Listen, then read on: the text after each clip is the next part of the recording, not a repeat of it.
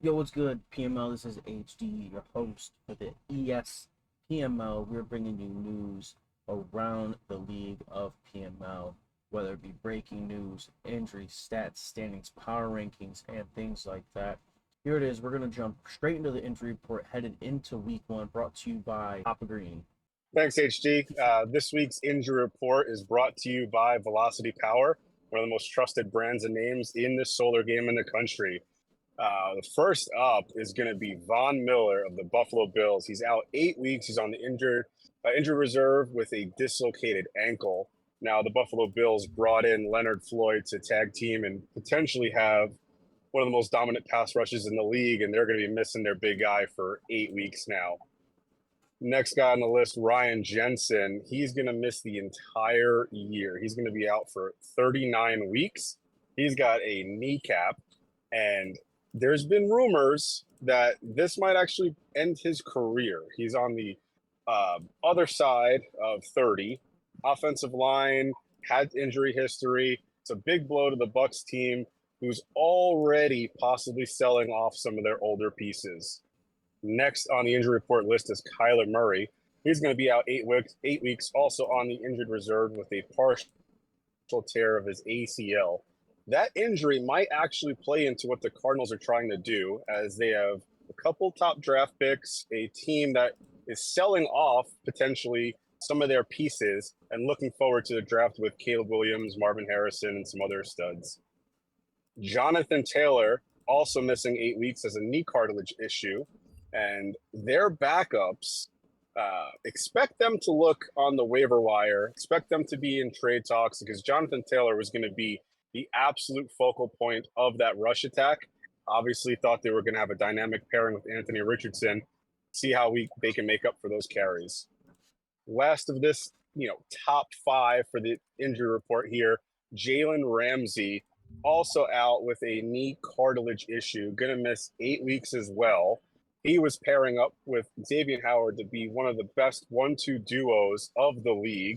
They paid a hefty price in tight end Hunter Long, and now they not only not have Hunter Long, but they're missing out on Jalen Ramsey for 8 weeks. Now, these injuries are all going to take a toll on the team, but guys like Ramsey, Von Miller, Jonathan Taylor might also potentially regress at the end of the year with the limited amount of touches. Back to you in the booth, HD. Wow, thanks, Robert. There's Greeny on your week one injury report. Those are the big names and guys that we need to watch out for going into these matchups. Following that, we do have some suspensions. That we got some. I think there's big ones. I think there's two big ones, one small one. Um, we have cornerback Isaiah Rodgers for the Philadelphia Eagles out for 1 year due to gambling. Also, alongside him is wide receiver Jameson Williams out of Detroit, who didn't play much last year. I think he only played 2 games, and now he's going to come out and have a 8-game injury. And a guy that's not really too known out in Washington, the D end, Shaka Tony. I don't know if he'll be much of an impact for them, but we know how big of a guy that Jameson Williams is for the Lions. And Rodgers, he's already in kind of a crowded room, but he's still kind of young. He's at a decent age, so when he's back, whenever that may be, he is done for the year. Who knows if he stays with the Eagles after that? But he could be ready to go train on his own and go on from there. With that being said, we do have a free agent draft going into season one, where guys look into the free agency pool.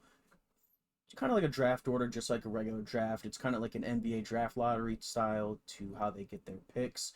And with that, we have Codes here, who has our top guys to watch out for in the free agent draft. What's good, everybody? The five people that jumped off the list for me when I checked the list of free agents, we had Taylor Lewan, Anthony Schwartz, OJ Howard, Reedy Williams, and Josh Jones. If you're a contending team, you should really look at Taylor Lewan. He is a little bit older, so if you're rebuilding, you're probably not interested in him, but he's 32 years old, 80 overall, can really help your team out right now. Then secondly, we got Anthony Schwartz. I think every team should be interested in him. He's a young, deep threat, 96 speed, everything you're looking for in a wide receiver. Then OJ Howard, he's 28, so not the youngest, but he is still 6'6", 86 speed, so he might be valuable for a few more years. And then at fourth, we got Greedy Williams. He's 6'2", 92 speed, and I believe he has star dev, so not the highest overall at 72 overall, but he might be a gem. And then Josh Jones, 68 overall, but he is eligible to play sub linebacker. So, for those people that are looking for those, I would really go after him because he is the best one available. Back to you, HD. All right. So thank you, Codes. Thank you, Codes, for talking about the top free agents coming into the PML free agent draft. Something else that we have that I actually forgot to put up here was our power rankings. We do have something here for that. So we do have our own power rankings AP poll. We can compare them to the breakfast shows power rankings, kind of go from there, which is also brought to you by Codes and Q. Q called in sick. He can't make it. He's got COVID. Who knows what happens with that. Codes, if you want to talk about your top half of the power rankings, and then we'll kind of just glance over Q's, and we could say a few things about his around the room, and then we could go on from there.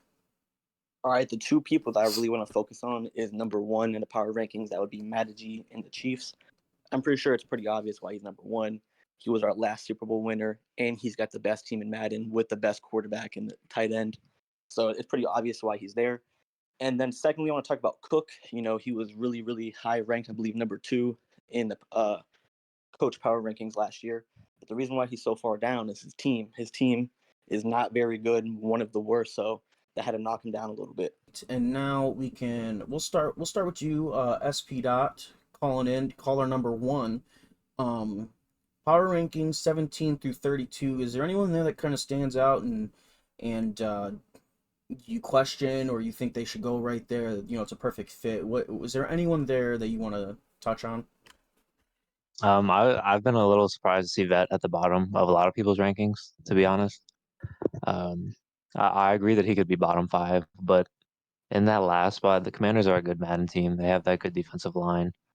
We'll see how much that plays this year. I know there's question marks on offense, though they did just announce that Sam Howell will be the starting quarterback for this upcoming season. I also do expect JT to maybe bounce up a little bit. I know he typically is a slow starter, but I feel like since he already has his quarterback, he already gave up the assets for him. I think he'll be ready to go a little bit earlier than we normally see. All right, SP, and now we're gonna go over to Bubba. Bubba, is there anyone here that you want to comment on? Yeah, there's actually a couple. I think the first one I see is Hefe. I think Hefe had a pretty good cycle last year, and although the Bears are kind of struggling in real life, I think that roster has a lot of really good pieces. So I think he's going to be a better than 18 ranked. And then additionally, I see Fallon at the bottom. I think Fallon has proven to be a pretty good offensive user, and I don't think he's ranked 27. So those are the two that stand out off the top of my head. I don't know. Back to you. Perfect. Yeah, one of the names that sticks out to me is Cammy being in the bottom half. That's somewhere that he was a couple cycles ago. Last cycle, obviously, had a much, much, much improved year with the Bengals. Now takes over the Buccaneers. Not quite the same team as the Bucs that were last year, but there's still a ton of pieces there. He's got X factors all over the place. I think he can outperform that ranking pretty easily year one. Definitely, I can definitely agree with you guys there. I definitely agree with SP Dodd having Vet at bottom. A guy that's still coming back from it. I know he had a rough few seasons in the beginning of last cycle and came back and had. He was still on that path. So I kind of understand why he's down at 32, but at the same time, there may be a guy or two that I'd put over him. Cammy as well. That's another one that you guys mentioned. Definitely think he probably could have started higher. That way, there's room to drop if things do go south. It is still a good team. It's not the team from last year, but you still have a capable thing. You lost Tom Brady, but I think Baker Mayfield's very capable of being built up, especially if he passes the way that he did last year. You still got those receivers. I heard the running back room is not terrible. It's still something that could do its job, but we'll see where he goes following that. That section 32 to 17 was Q. Q's not here to comment on it. Like I said, he's got COVID. allegedly, something flying around in the air. Couldn't tell you. Probably dirty coochie, whatever. Well, he could not comment on that. Going from there, we're gonna slide over to SP Dot again. We got hot seats. What's a show without hot seats? There's always gonna be a hot seat in PML. We got plenty of guys. We got 32 teams, but we got 40 users in the server. So we're gonna go over to SP. He's got 3 guys that he thinks are on the hot seat. Yeah, not the most fun topic to talk about. I never want to see people lose their jobs, but I think with the way the league is built, built on content, I think it's a pretty solid way to gauge, where people are at. So number one, we have CEO who he does his game streams, he does his press conferences, but that's about it as far as I know. From what I understand, although I've only been here for one full cycle, he was typically, in the playoffs every year. That changed last year, with the Vikings, made it the first 2 seasons, but then I would say, those last 3 were not up to his standards. So winning buys time, but if he continues to struggle with the 49ers, who are another top team, but if he doesn't do content, it's going to be hard to keep up with them. I could see him, potentially if we have a new guy come in off the carousel that we want to put in a tough division, that could be a spot for him to go. DK, he does pretty much the same content as CEO, the game streams with the face cam. I think he has bought himself more time. He's had more success recently than CEO has in winning the Super Bowl last year. I think he was playoffs 4 out of 5 seasons. I think he missed season 4, but starting with the Broncos, another team that needs some attribute requests to get built back up, especially with the contracts and there not being a ton of young talent on that team. I think that AR would be really important for that team, and from a guy that we know has a busy life, not expecting a ton of content. And then lastly, we have Beast, who might be surprising to see a new guy on this list, but he has not said a word in chat in over a week. He hasn't done any content, and the Bills are another top team. I'm not sure if he'll be able to, um, produce what some people expect with that team. Similar to what T-Bandit did last year, starting with the Bills, and a lot of people feeling disappointed in what he put up with that team. I think we could see a similar thing this cycle with the Bills.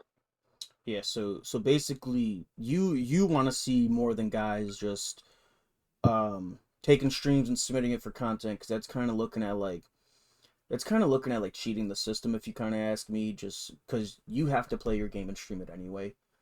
Throwing your camera on, I feel like, is kind of just like a cheat sheet around the whole content bare minimum thing, because um, one time ago it was required to have a piece of content every 4 weeks, I think. Not sure if we still go based on that, but so basically you want to see more than guys just throwing on a camera during their game and submitting it for content. Yeah, I think that can be you know part of your thing, but if it's the only thing that you're doing, I think we got to expect a little bit more. Yeah, I agree there. As for Beast, like you said, it's a new guy. I think all new guys should be on the hot seat personally. Obviously, I think Beast is the only one this year, but all new guys definitely on my book deserve to be on the list. You're new, you're gonna be held to the standard that we all are held to. And as you said, he hasn't spoken in over a week. I think it's been 8 days. Um, since so he messaged today at around 11, and literally exactly 8 days prior was the last time he spoke then too. You mentioned the whole content thing. He hasn't jumped on any content. He hasn't jumped on any shows, anything like that. So that's something to keep an eye out for. Not sure how long his leash is. I'm pretty sure he has good things said about him to JT, to kind of give him a longer leash. I'm not sure. I don't know too much about him. For me myself, I have 2 guys also on the hot seat. I think one's gonna be Kurt. Kurt's been in and out the last 2 cycles, 3 cycles. I think he was out for a cycle and then he came in and out the last 2, or something of that nature. So that's another thing. I think Kurt could be on his way out again if he doesn't perform, if he doesn't do content. I know he does a few things here and there, but performing's his big thing. And then Vet, I know I just said he shouldn't be ranked 32, but again, a guy that has come in and he has underperformed, and he does do his content. He does his team write-ups and stuff. He was doing highlight videos before. I'm sure those will probably come back. So he's doing two different forms of content. His thing is just going to be how he performs with that team. He was not given the best hand getting the Commanders right away, but these guys are also on my list because those two divisions, if you not if you don't meet expectations, if you just straight up stink. Okay, I'm not saying your expectations go 5-16 or 10. Sorry, let me rephrase that, to go 10-6 and then, or 10-7, and then you go like 4 and whatever. If you just straight up stink, you can't do that in these divisions. I think that's going to cost you. If you underperform or don't meet expectations, I don't think that'll really matter. But if you just straight up stink, I think these are the two guys most likely to do it in those divisions. That's dangerous because those are probably the two bottom divisions in the AFC North and the NFC East. And to segue off of that, we have 4 coaches waiting for teams. They're waiting for you to mess up. And even though we only said 5 teams, we know everyone's replaceable. With those guys, we have Mike D. He had joined us recently, 2 cycles ago, I think. I think he played about 3 seasons. We also have Max, who's brand new. He's a rookie. He's just waiting for a shot. He told me he just wants to play ball. That's really his thing. I know he's doing his part in the Evolve League. I'm not sure if he's jumped in any content, but he's probably the first on the list, to be honest. Just because he is newer and has no history. Miles played 14 games with us last year.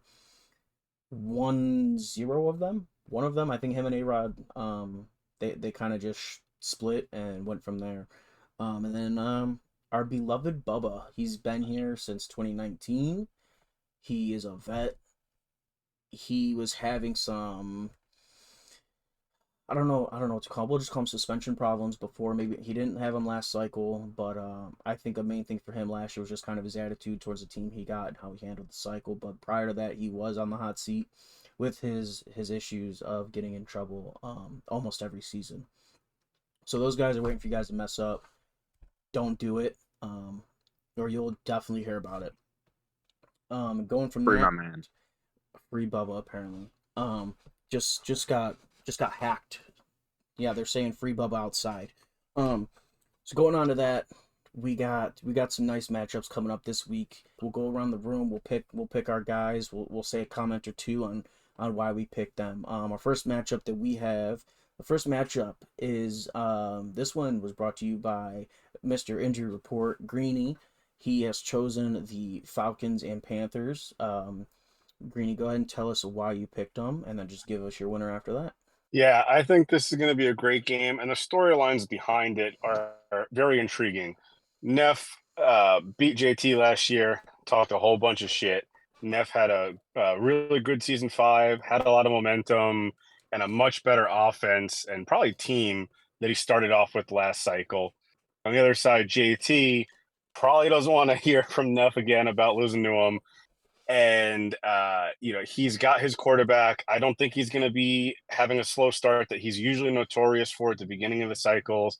So I think it's going to be a very great matchup. It's going to come down to the wire. I'm going to give it to Neff and the Falcons because I think he is going to use Bijan Robinson like he should be used, unlike what they are doing in real life. He's going to give him more touches. Yeah, I'm definitely I follow suit. I like the matchup.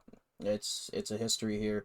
I'm going to take the Falcons as well. I think Neff's gonna run Bijan into the ground and kind of go with the wide zone scheme. He's gonna punch you in the face with Bijan, and then from there, he will he's gonna hit you. He's gonna hit you with cow pits. So you have to watch out. You got to be careful. The wide zone's going to come, and then as soon as you bring those guys down, I feel like he's going to hit you over the top with a PA to cow pits and kind of just open up that defense, and you're just kind of be guessing the whole time what's going to be going on. Yeah, as far as Falcons Panthers, I know Neff has been in the lab. I know he's been working with that team a lot. I think he's got a good feel for the roster, a good feel for what he's trying to do. So I like Neff week 1. I know also JT's gonna have a rough time, at least season 1 or 2. Like that's roster's not in any place to compete, and he has to work with a rookie quarterback. I mean, he might be better than Ritter at this point, but he just doesn't have the pieces around him really to support like the Falcons do. So I think week one goes to the Falcons. I think the X factor, kind of like you guys were saying, I think Bijan's the X factor. How does he use his young guys? How does he use his, was it number 4 rookie pick? All right. I think I'm up next. I will take JT and the Panthers. I'll break the trend. I think that, this year is an offensive Madden. A lot of people are going to be able to put up points, but you got to be able to stop the other team from putting up points. And I think JT, I think that blitz scheme, if he already has it ready, will play well this year. I think he could get enough some problems. So I'll take JT and the Panthers. Me personally, I'm gonna go with Neff. You compare the teams. You see on the Falcons side, you see Kyle Pitts, you see Drake London, you see Bijan, and you look at the other team, it's Hayden Hurst, Adam Thielen, and Miles Sanders. And then the Falcons' defense is stacked. They got AJ Terrell, they got Jesse Bates, Grady Jarrett, Calais Campbell. They got talent everywhere. So I just think, when you compare the teams, the Falcons win by a landslide. And this would actually be my blowout of the week. I know Neff has been practicing, he's been in a lab, and I know he takes these type of games personally. Whenever he plays like his friends or frenemies, whatever you want to call them, like HD, Drama, and JT, he really wants to prove a point. So I think he's gonna come out here and make a statement. All right. Next up, we got an AFC North, like we just said, bottom of the barrel division. Um, Bengals at Browns. This was my favorite matchup. Um, we're gonna see action right away. We got Mally with the Browns, and we have Goose with the Bengals. I think they were in a division 2 cycles ago, so there's a little bit of history there being rivals. I think I want to say the Browns. I think Mally's got the better team here. Goose is coming off a 0-16 season 5 of last year, so definitely gonna give this one to Mally. I think he's gonna come out, and if he's smart, he's gonna hand the ball off to Chubb and keep the ball to Watson's hands. Um, these two will both kill themselves, throwing 6 interceptions each. I expect there to be at least 10 turnovers between the two, but I think Mally's gonna come out on top. I think Goose is still knocking off a little bit of rust after taking a year off, and he's got to figure out how to get those Bengals rolling. I would agree with the Browns take.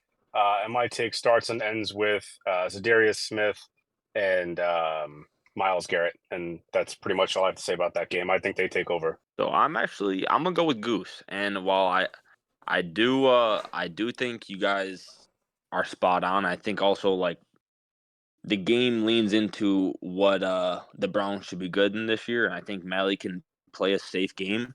I think the X factor for the game is Joe Burrow, and obviously, no shit, Bubba. Of course, Joe Burrow's X factor, but I feel like if Goose can get a handle on that velocity quarterback, Joe Burrow is among the top in the game.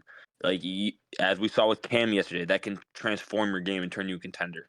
So I think it's a big test for Goose, but I like Goose in that high-powered offense week 1. And I think I'm going to go with the Browns. Like everybody said, that run game is going to be tough to stop. And I have been a big proponent in the past of saying that, the quarterbacks with the velocity abilities are the best players in the game, no matter what. But you have to be able to pass with them. You have to be able to, execute and make good decisions because they allow you to make, throws that not everybody else can make. But if you don't know what throws those are, it doesn't really matter. So I think, both these guys will turn the ball over, but I just think it's going to be tough to stop that Browns running game. Yeah, I'm gonna go ahead and go with the Browns as well. I think Mally is miles ahead of Goose right now. I know he's been practicing head to head, and I think Mally's gonna do what every Browns user should do, and that's feed Chubb at least 20 to 25 times a game. And I don't think Goose will be able to stop it, and I think Goose is gonna throw himself into a hole. Next we have Bubba's game. Bubba decided to choose the Rams at the Seahawks. So yeah, Rams Seahawks. This is 2 coaches. It's Z Star and Cookie Boy, and these are vets. These guys have played each other countless times in the playoffs, in big games. We kind of know, we as a league know how they're going to be, and they versus each other, they know what they're gonna get. So, I think a big key to this game is obviously this Rams roster is kind of in shambles. It's just the facts of it. So I think trading away Jalen Ramsey is really going to hurt Z Star, especially against a Seattle team that just upped the ante on offense. You got a Kenneth Walker who's now a stud. You have DK Metcalf over the top. You drafted JSN. I think Cook's really going to have a hard time stopping this offense, even with Aaron Donald. If he's still there, who knows what's happened? He's on the trade block. But I think the stars that roster overall is just going to be a little too much for Cook. But I think this is going to be one of the top games you're going to be able to watch as far as Madden. These are two top tier users, and they're facing off week 1. Yeah, Z's gonna get a good, homecoming game. Seattle, Seahawks guy himself. No CJ Stroud like he left off season 5. He's got Geno again, but he made Geno work last year for a little bit. Um, you do have the Rams, the low rated Rams, but you do have Cook. Um, whether AD is there, whether Cooper Cup's there, who knows? Cam Akers. I think regardless, Z Star is gonna come in here, handle business, and we'll see what kind of Cook we're gonna get for season 1. There's not much. Um, there's not much for him to play for, to be honest. Besides a decent pick. Um, get those guys out of there. I know he wants a bunch of future firsts for those guys, so we'll see what kind of Cook we get. But definitely expect Z to come in and kind of take over and win by multiple scores. Yeah, I think that going with Z is a safe pick. It's really just a team mismatch at this point. Um, Cooper Cup's not going to be playing. I really doubt Aaron Donald's going to be playing. You have Matthew Stafford and the Senior Bowl roster from this past year, so I just don't think they really have a chance. I'm gonna go ahead and pick the Seahawks for multiple reasons. I'll try to make this short, but I have a lot of thoughts on this game. One's the 2 years I've been in PML. Cook's got pretty bad teams, I guess you could say. In year 1 and year 2, he has not been close to competing with either of them. The first one, I think last year, first season, he did make the playoffs, but he absolutely got blown out in round 1. I think by Z. So I think this year it'll be the same thing. I don't think he'll be competing in the division. That's just my opinion. And then the second thing is that Rams roster is horrible. When you take a look at that Seahawks roster, who is going to guard DK Metcalf? Who is going to guard Tyler Lockett? Who is going to guard, Kenneth Walker, Noah Fant? I don't think I could even name like a safety or DB on the Rams right now. And then you look at the second level. Once K9 gets past Aaron Donald, you just got to run in the opposite direction of him. What linebacker is going to catch him? I just think he's going to be completely outmatched, and the Seahawks might blow him out. All right, and then second to last game, we have the Raiders at the Broncos. This was SP Dot's pick of the week. Yeah, I think if you're looking for, the highest combined coach ranking of all the matchups this week, I think this is number one. You have two guys that won Super Bowls last year. You have a divisional game with similar ranked teams. Personally, my pick is DK, but I would not be surprised to see it go either way. I think this could be a tone setter for the year. See who gives himself the early advantage in the matchup, and the teams match up very well. Patrick Surtain can follow Devontae Adams. Um, Max Crosby can try and neutralize those decent Broncos receivers, but my pick is still the Denver Broncos. I think they do have a little bit of a team edge. I don't think it's that big of a difference, but that's my pick. All right, so I kind of feel the opposite. I'm gonna take the Raiders and the veteran coach King Mike. Um, he's now got his second Super Bowl. I feel like the Raiders are the better team between the two straight up. Um, I think Russ has declined and he's going kind of on that way out. They do have, PS2. I'm pretty sure they have injuries in the wide receiver room.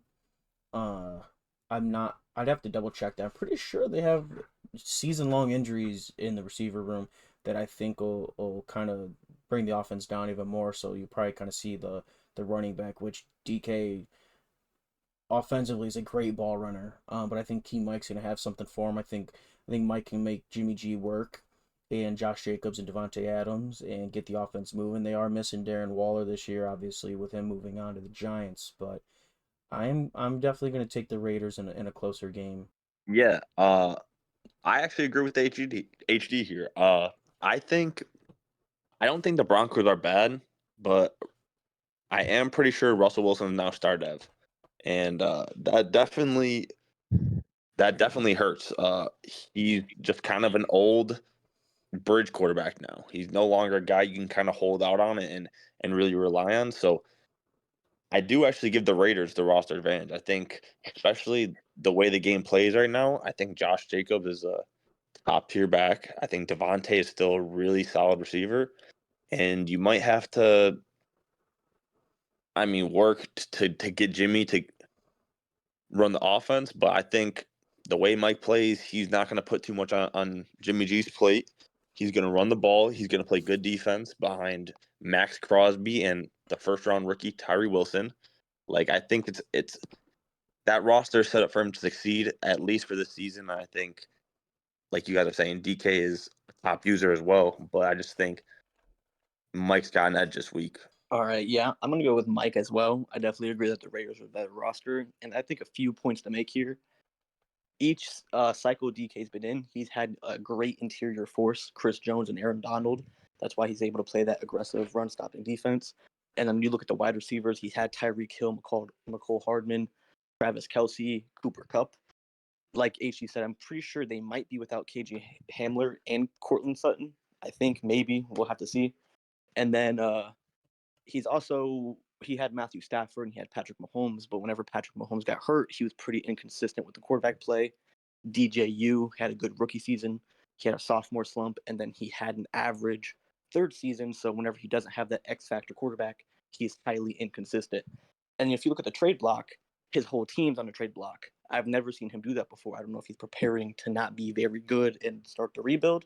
That's how it looks to me. So I'm definitely going with Key Mike here. All right, and then finally for our weekly matchups, we have Code's pick of his game of the week is going to be the Bills at the Jets. The Bills are without Von Miller, as you saw from our injury report. He's out for at least half the season. Yeah, the Bills and Jets were very interesting to me because once you always see a new user, we don't know how he's going to be. I know, he came from another league or whatever, but none of that matters when you get to PML. So it's really going to be all eyes on him. And he hasn't really given us much to go off of either. Past cycles when new people come in, you kind of get to lab with them. You kind of see how they are. They're in chat. He's given us nothing. So we really have no idea how it's going to be. I think Greeny is also an interesting storyline because, last year, I don't think anyone expected him to perform like that with the Falcons. He kind of was disappointing, but now he's got his team. He's got a great quarterback. He's got a great defense. I'm going to go with Greeny right here because I know what I'm going to get with him. Yeah, I agree. Greeny's got his Jets. He's been waiting for this moment. I think he's going to take advantage of this moment. He has not had a team like this since he had the Chiefs 2 years ago, that he was 1 year removed from because of whatever happened. Um, we don't know what we're getting with Beast, like Code said. This could flop like it did for T Bandit. T Bandit did not perform up to the expectations that he had getting Josh Allen. Beast being inactive kind of scares me. Is he ready?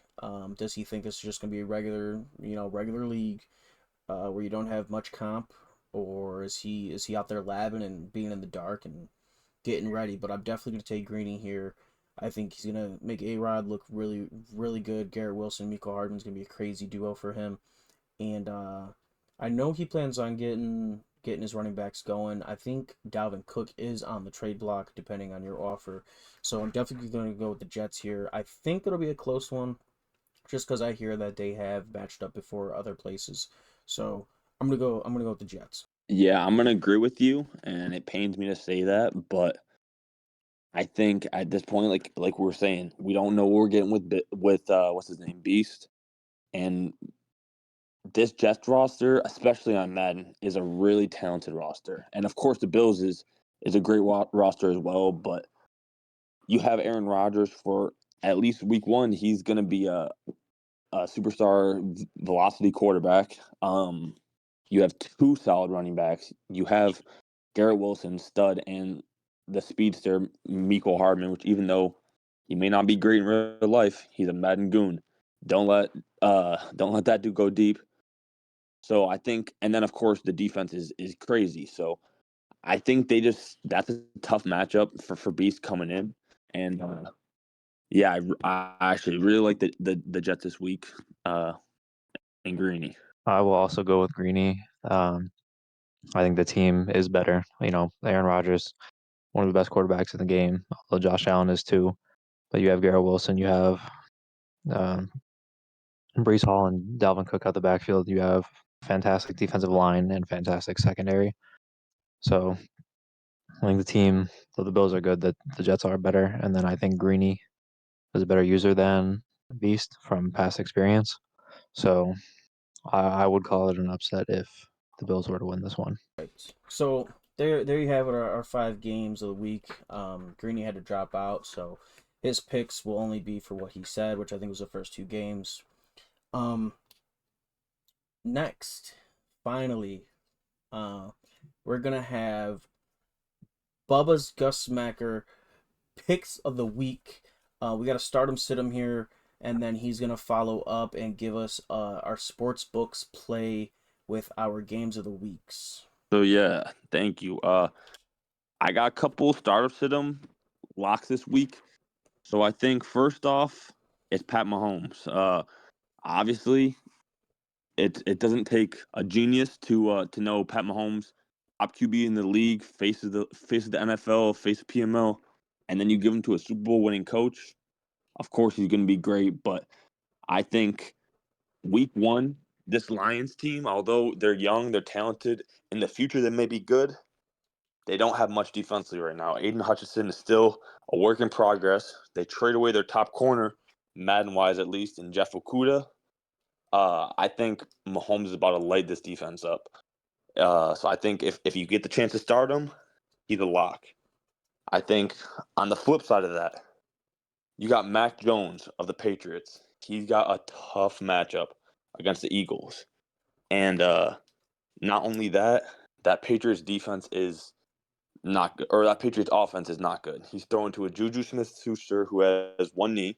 You got fucking out the backfield Ramondre, and who even knows? I don't even know they got another running back. So that team is not great. Doesn't have a lot of help, and we know Mac Jones in Madden he can't throw for shit. So I would stay away from Mac Jones this week, especially against that Philly defense, who's gonna get after him. They're gonna have to run the ball if they don't want any success. Moving on, I have as far as running backs, I got Tony Pollard against the Giants this week. Tony Pollard, now coached by Drama Man, he's running behind a very talented offensive line, and similar to I was talking about Detroit, that Giants team has a couple pieces. You have a Kayvon Thibodeau, you have a Dexter Lawrence, who are pieces inside, but it's going to take a little work, a little content in order to get those guys to really be a stud defense. I think that week one, Pollard's going to have a big day. Drama's going to run the offense through Pollard, and knowing how Drama plays, it's not just going to be runs. He's going to get some screen passes, which is great for this fantasy. So I think he's a must start if you have him on your roster, or sit him, or pick him. As far as sit, I hate Khalil Herbert this week. He goes up against the Packers. Or I'm sorry, yeah, he goes up against the Packers, which you have Kenny Clark, and now coached by Hype Mike. Herbert is kind of a smaller back, and I think the Bears might even like the rookie Roschon Johnson. He's bigger. He's got some good physicals, and as a rookie, that might be a guy they look to try to funnel touches into just to develop him. So I would stay away from Khalil Herbert if you were even considering it to begin with. And we did touch on this on the pick'ems this matchup next for wide receiver. I got DK Metcalf versus the Rams. Like I said, I touched on it when we picked up these games. They trade away Jalen Ramsey.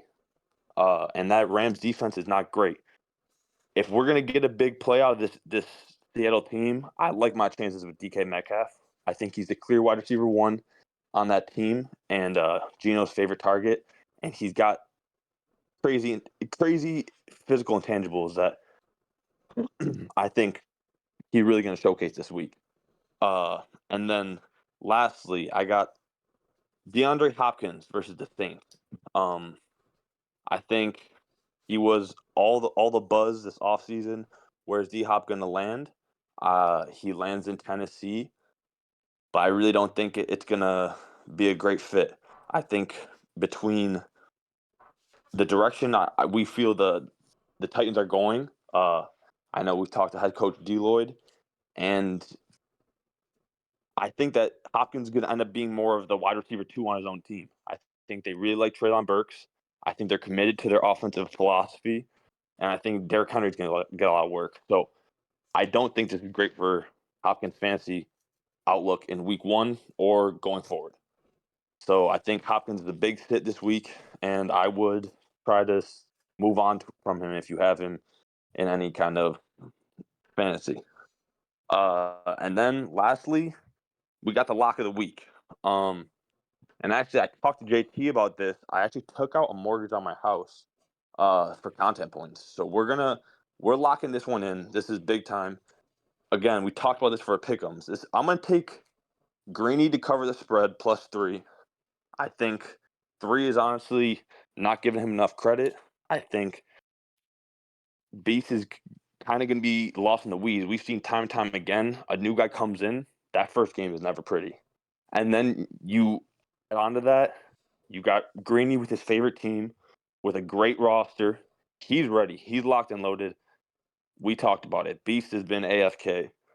This dude don't want to play. So I think that's the lock of the week. Bet your mortgage on it. Whatever you gotta do, tell everybody to take their money on it. We cashing in. So that's what I got for you guys today. All right, that is Bubba's Gus Smacker play of the week. Appreciate you guys joining me, having some fun over here. Um, Sad day, Q couldn't make it. Greeny had to bounce, but everyone did what they had to do. I think we covered everything, and unless something crazy happens, we'll be back for week 2.